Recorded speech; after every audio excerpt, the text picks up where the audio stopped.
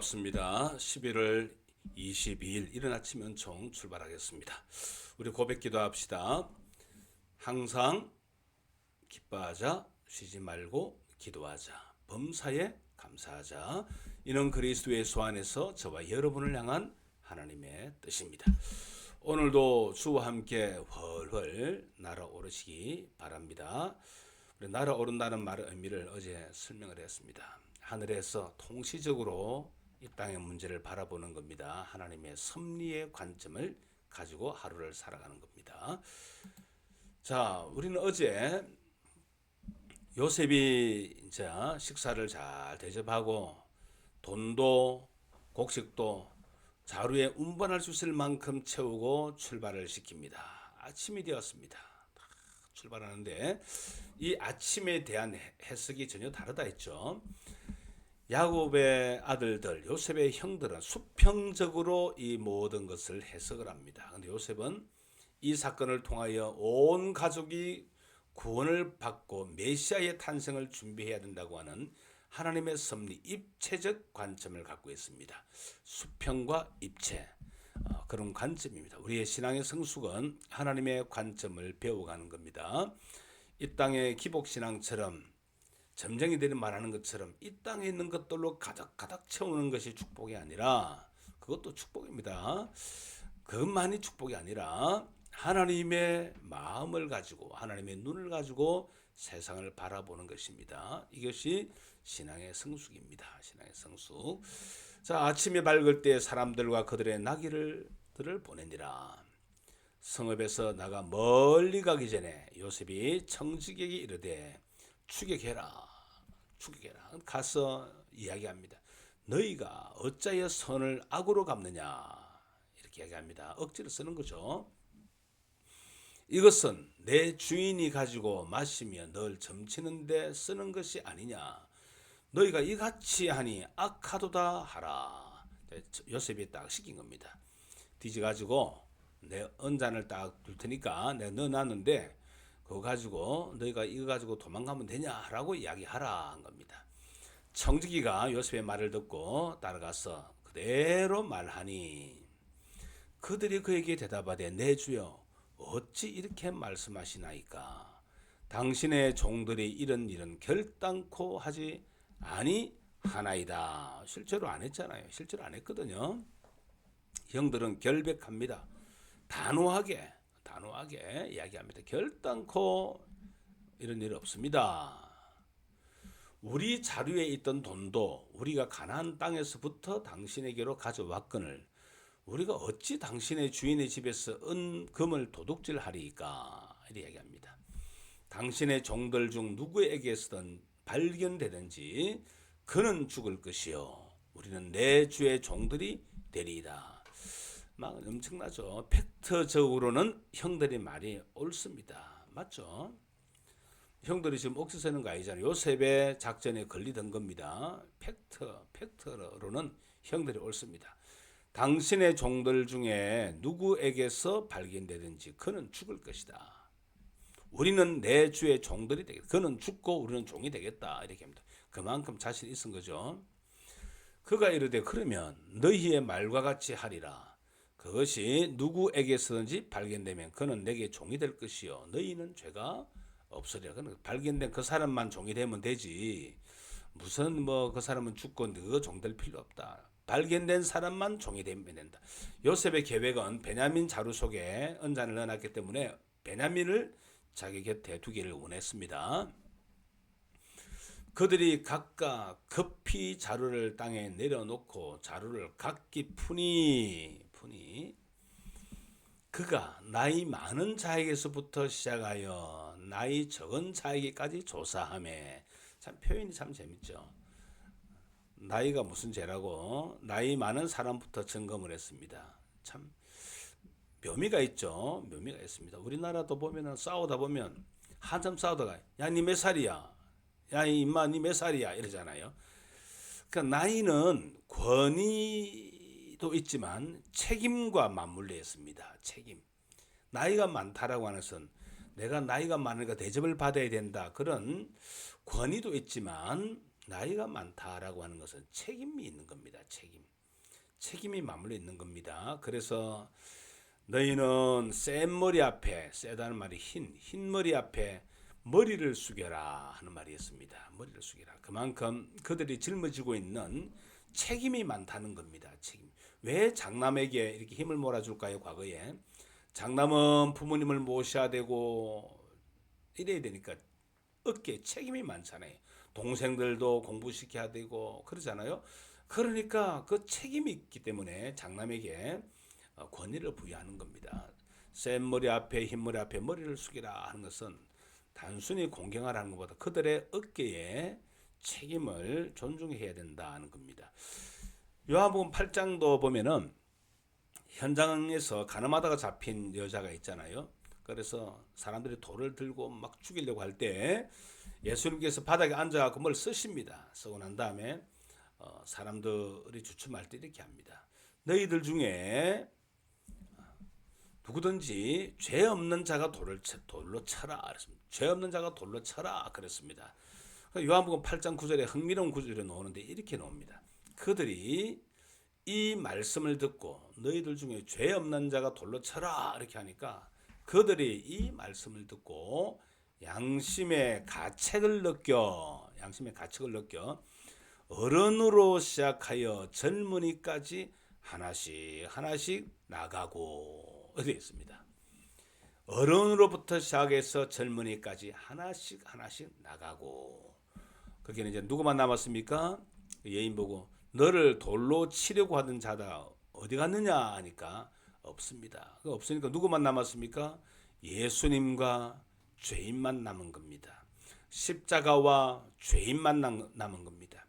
의롭다 생각하고 소리치던 자들은 십자가 앞에 굴복하지 못하고 다 도망가 버리고 십자가가 필요한 예수 그리스도의 피가 필요한 죄인과 예수 그리스도만 남게 된 겁니다. 참 흥미있죠. 지금 이 요셉의 말이 그렇습니다. 그 은잔이 발견되면 그 사람만 남기고 너희들은 가라는 겁니다. 죄인만 남으면 된다는 겁니다. 죄인만. 그 나중에 결과적으로 볼 때 형들이 모두 남잖아요. 죄인 아닌 사람은 다 떠나가거든요. 근데 요셉은 은잔이 들어있는 베냐민의 자루에서 은잔이 발견되잖아요. 베냐민이 죄인이니까 죄인과 예수 그리스도의 그림자 요셉만 남게 되는 겁니다. 그런데 놀라운 일이 벌어지죠. 형들이 내가 죄인이다. 나도 죄인이다. 나를 죽이라. 나를 가둬라. 내가 종되겠다. 내가 죽을 것이다. 막 자기들이 죄인이라 그러니까 모두가 십자가 앞에 서게 된 겁니다. 그래서 하나님의 나라가 만들어진 겁니다. 여러분 교회가 교회 되는 것은 뭐냐? 교회가 뭐 똑똑한 사람이었다, 잘난 사람이었다, 뭐 오래된 사람이었다, 별별 이야기 다 해도 죄인이 오는 곳입니다. 죄인. 교회는 십자가가 필요한 사람이 모이는 곳입니다. 예수님의 피로 식기움을 받는 사람이 모이는 것입니다. 다른 사람의 죄를 훑어보면서 비난하고 판단하는 사람은 다 도망갈 것입니다. 도망 못 가고 앉아서 마저 불평하고 원망하고 공격하고 이간질하고 하잖아요. 그런데 죄인들은 그냥 서서 흐느끼는 겁니다. 요셉이 하는 말이 그겁니다. 그 사람만 남으면 된다 했는데 팩트를 강조하면서 소리쳤던 사람들은 놀란 일이 벌어졌습니다. 잔이 베냐민의 자루에서 발견이 된 겁니다. 그러니까 그들이 어떻게 합니까? 옷을 찢고 각기 짐을 나귀에 싣고 성으로 돌아가니라. 참 여기서 짠한 마음이 생깁니다. 여러분 이때 베냐민 자루에서 발견돼서 베냐민 너 왜 그랬어? 너 왜 그랬어 이 친구야? 너 아버지가 너 걱정하는 거 아는데 왜 그런 짓을 했어? 아이고 할 수 없지. 그러면 베냐민 우리가 다 돌아갈 수 없으니까 아버지도 기다리니까 너는 일단 애굽으로 돌아가 요셉의 집으로 가 하고 보내고 죽었는지 살았는지 모르니까 가나안 땅에서 그들이 산 곡식을 먹으면서 1년에 한 번씩 베냐민이 영어로 벤자민 아닙니까? 벤자민스 데이 기념 예배 드리고 도시락 까먹고 다 그러잖아요. 그냥 뭐 기념하면 되잖아요. 기념. 메모리얼 월십 해가지고 추도 예배, 베냐민 추도 예배 해서 그냥 1년에 한 번씩 기념 예배하고 밥 먹고 잡담하고 돌아가면 되는데 그들이 지금 어떻게 합니까? 옷을 찢고 성으로 함께 돌아갑니다. 지금 점점 하나님 나라가 형성되어지는 그림자가 보이잖아요. 이게 놀라운 은혜입니다. 이 옷을 탁 찢을 때 그들의 마음속에 어떤 일이 회상이 되었을까요? 자기 동생 요셉의 옷을 찢어가지고 그렇게 형님들 살려주세요, 형님 날 버리지 마세요 할 때 그 강제로 요셉 옷을 찢었어. 짐승 염소의 피를 묻혀가지고 가져갈 때 그 피, 그 요셉의 옷에 묻었던 그 피로 말미암아 요셉의 애굽에 내려오고 지금 온 가족이 사는 거거든요. 요셉의 피가 이 가족을 살려내는 겁니다. 그 피가 살려낸 겁니다. 그들이 찢었던 요셉의 옷을 찢은 장면이 생각나면 이 오버랩되면서 자기 옷을 찢고 있는 겁니다. 요셉의 옷을 찢김으로 묻혔던 피로 말미암아 온 야곱의 집안이 살게 된 것처럼 이제 요셉의 형들이 옷을 찢음으로 하나님의 나라가 하나가 되는 것입니다. 여러분, 옷을 찢는다, 마음을 찢는다는 겁니다. 하나님은 옷을 찢는 행위를 통하여 그리스도의 옷을 찢어서 우리를 십자가 앞에서 용서해 주시고 이 은잔의 시험 앞에 억울하다고 생각했던 그들이 십자가 앞에 자신의 옷을 찢으면서 다 써 있는 겁니다. 내 죄입니다. 십자가와 죄인만 남은 겁니다. 이제는 여기는 요셉과 내 죄입니다라고 고백했던 형들만 남습니다. 십자가와 죄인만 남습니다. 십자가와 죄인만 남으면 이제 그 속에 구원의 역사가 시작되고 분열된 마음이 하나가 되고 하나님 앞에서 부활 영성의 복을 받고 성령을 선물 받고 하나님의 교회 구성원으로서 온전히 서게 되는 것입니다. 이 하나님의 놀라운 섭리입니다. 사랑하는 성도 여러분, 오늘도 우리 가운데 외치는 소리가 있습니다. 야, 네가 뭐가 못났나? 네가 뭐 잘못했노? 돌을 들고 쳐라 하는 악한 영들의 소리와 내 죄입니다, 나의 문제입니다 하고 옷을 찢고 십자가 앞에 서야 된다고 하는 성령의 음성 가운데 우리는 선택해야 되는 것입니다. 십자가 앞에 설 때 주님과 단둘이 남아서 회복의 길을 걷는, 그래서 하나됨을 경험하는 야곱의 아들들의 길이 우리 가운데 펼쳐지기를 바랍니다. 오늘도 주와 함께 찬양 들으면서 기도하고 묵상하고 하루를 출발해가는 멋있는 하루 되시기를 주님의 이름으로 축원드립니다. 사랑하고 축복합니다.